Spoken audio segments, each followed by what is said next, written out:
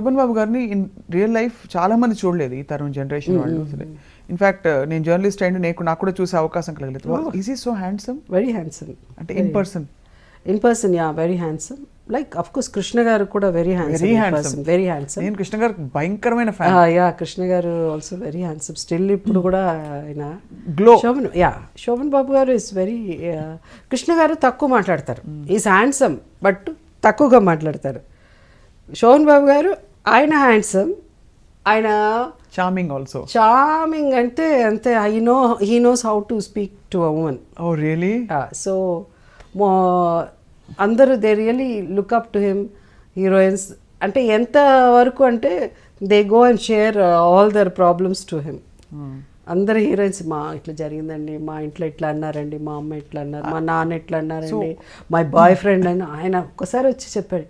ఏంటి అందరూ వచ్చి బాయ్ ఫ్రెండ్ అని నా దగ్గర చెప్తే నేను కదా మీ హీరో నేనంటే ఫీల్ అవుతాను. జోక్ చేశారు. పొద్దున చూస్తే అక్కడెక్కడో షూటింగ్, ఆ అమ్మాయి హీరోయిన్ వచ్చింది, ఏదో నా బాయ్ ఫ్రెండ్ ఇట్లా అండి అట్లా అనింది.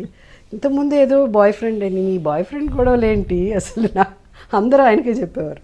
Everybody used to share. అంత పర్సనల్ లెవెల్లో మాట్లాడేవాళ్ళం.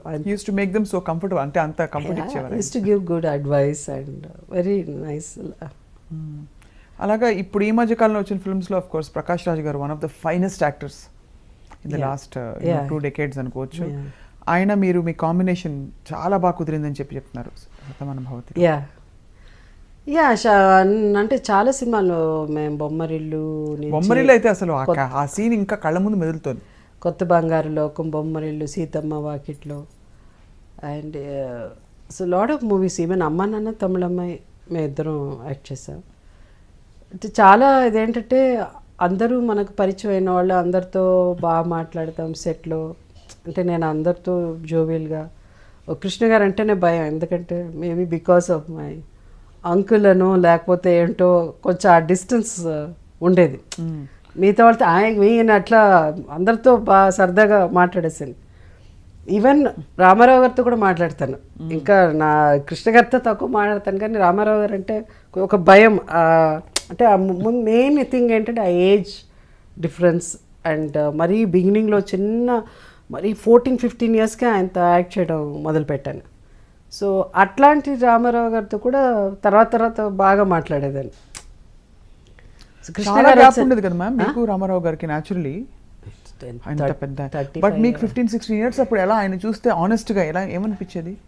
అంటే ఒక హీరో ఆయన, but he's of father's almost age generation. మా ఆల్మోస్ట్ శోభన్ బాబు గారి వరకు my heroes were elder then my father. మా నాన్నగారి కంటే పెద్దవారు. How was it awkward? అంటే ఎస్పెషల్లీ క్లోజ్ సీన్స్ ఉంటాయి, నడుము మీద చేసే సీన్స్ ఉంటాయి. అది అంటే అడవి రాముడు వరకు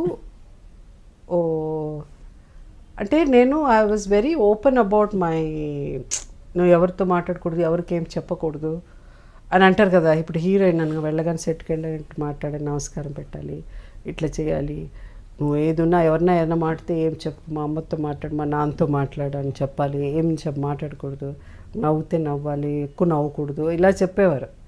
ఇప్పుడు నాకు మా ఇంట్లో కూడా ఇన్స్ట్రక్షన్స్ ఉన్నాయి, మాట్లాడకూడదు అది అని. కానీ నేను మాట్లాడకుండా ఉండలేను. ఉన్నది చెప్పకపోతే I cannot, I have to communicate. So they have to convince me. If they don't convince me, I can never act. I cannot be always want to be a normal person laga. ఎందుకు వీళ్ళంతా సెట్లో ఇలా ఉన్నారు, ఎందుకు వీళ్ళు ఇట్లా మాట్లాడతారు, వాడిని ఎందుకు అంత తక్కువగా చూస్తున్నారు, వీళ్ళకి ఎందుకు చికెన్ తీసుకొస్తున్నారు, వాళ్ళకి ఎందుకు ఒక ఇడ్లీ పెడుతున్నారు, ఇలా టూ మెనీ క్వశ్చన్స్ ఉండే చిన్నప్పటి నుంచే అది. But I was very vocal about it.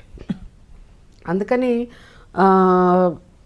అడిగేసేదాన్ని, ఇది ఎందుకు ఇట్లా మమ్మల్ని ఎందుకు తక్కువగా చూస్తున్నారు, వాళ్ళని ఎందుకు ఇట్లా అని. అంత చిన్నప్పటి నుంచి అది ఉండేది. అది సో ఇంటిమేట్ సీన్స్ అప్పుడు ఏమయ్యేదంటే బిగినింగ్ కొంచెం ఫస్ట్ టైము డైలాగ్ ఒకటి చెప్పమన్నారు.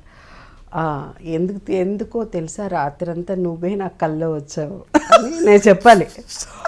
ఒకటే నవ్వు వచ్చేసింది నాకు. అసలు ఎట్లా చెప్పేది ఈ డైలాగ్ అని. ఓన్లీ 15 ఒక పక్కన ఇమ్రాన్ ఖాన్, ఒక పక్కన ఎవరో 15 ఎవరో అతను దీని. How can I say that? నువ్వు చెప్పాలి, నేను మామూలుగా చెప్తున్నావు అట్ట కాదు జయసుధా, అది కొంచెం అది రావాలి, ఏంటి లవ్ రావాలి అని చెప్పేవాడు. లవ్ రావాలమ్మాయి, షుడ్ ఫీల్ ఒక షై, సిగ్గుతో సిగ్గు అన్నదే అసలు ఎట్లా అని ఎక్స్ప్రెషనే తెలిసేది కాదు నాకు. సిగ్గుపడాలి ఎప్పుడు ఇలా అని ఇలా అని.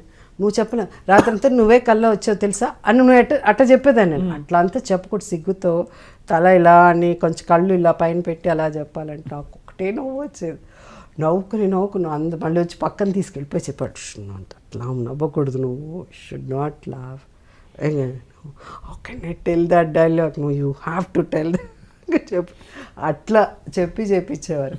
సో ఆ ఏజ్ డిఫరెన్స్ అన్నది అనిపించింది. It's because of that maturity, అది లేక ఇంకా చిన్నపిల్లలతనం కాబట్టి అట్లా అనిపించేది. ఇప్పుడు కూడా your so much like a child in your heart. అవును. అంటే మీరు మీ గురించి మీరు ఇంత నవ్వుకుంటున్నారు ఇందా నుంచి. అండ్ ఇలా నా గురించి నేను నవ్వుకోకపోతే ఐ కెన్ నాట్ సర్వైవ్. ఇంత దాకా లాగేదాన్ని కాదు. I have somewhere life is so thus you just have to move on. You cannot ఏం జరిగింది ఏంటి అని ఉన్నది మనసులో ఉన్నది మనం చెప్పేసేయాలి. ఆ లోపల దాచుకుని బయట లైఫ్లో యాక్ట్ చేయాలంటే నా వల్ల కాదు అస్సలు. యా.